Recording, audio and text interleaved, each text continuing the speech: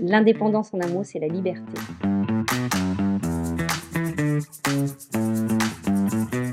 Bonjour, je m'appelle Marie-Ève Cochon, je suis médecin généraliste. Je suis installée en libéral et je suis sectorisée secteur 1 selon les critères de la sécurité sociale.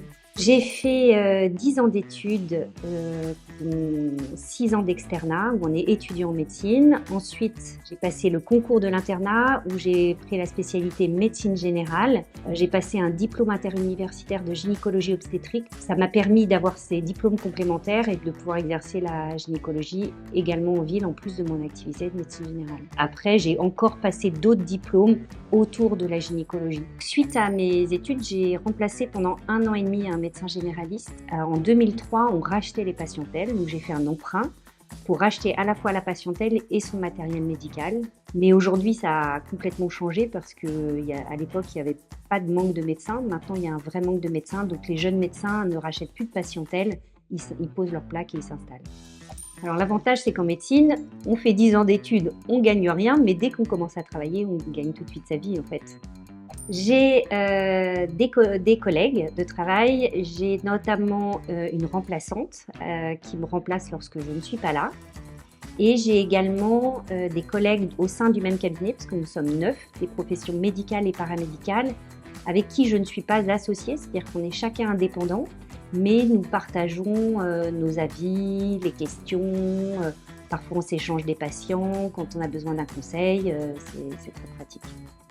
Quand j'ai commencé ma vie d'indépendante, ce qui a changé énormément, c'est l'activité libérale, parce que essentiellement pendant 10 ans, on est à l'hôpital, et à l'hôpital c'est un travail d'équipe, alors qu'en libéral on est seul, on travaille seul au sein d'un cabinet.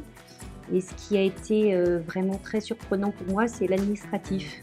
Parce qu'à l'hôpital, on a des secrétaires, on a des infirmières.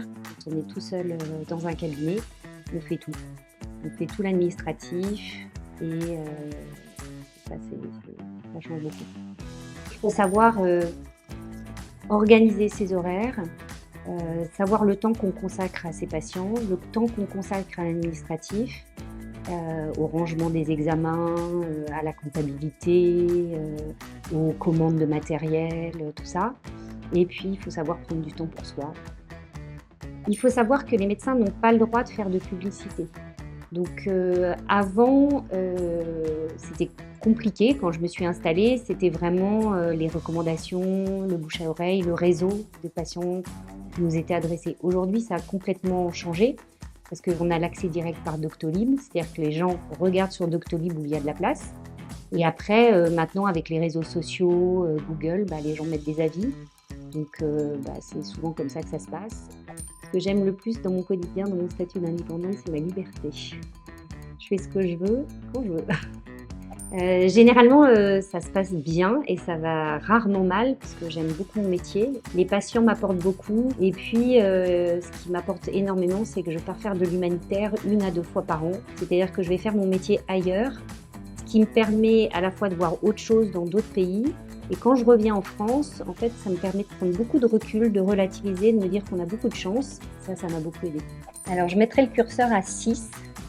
Parce que j'adore ce que je fais, mais l'administratif, c'est le point noir de mon activité. Ce qui me manque pour être à 7, c'est que j'ai l'impression d'exercer vraiment, de faire mon métier correctement et je pense qu'on n'est pas rémunéré à notre juste valeur et sur des bases qui ne sont pas forcément les bonnes. Bon, je recommencerai tout de suite.